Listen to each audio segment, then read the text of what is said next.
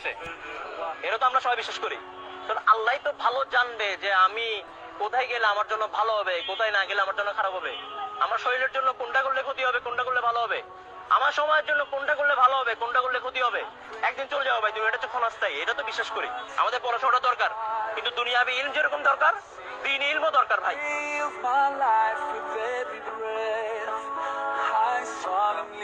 ভাই দুনিয়াটা ছোট, জাহান্নামটা অনেক ভয়ঙ্কর।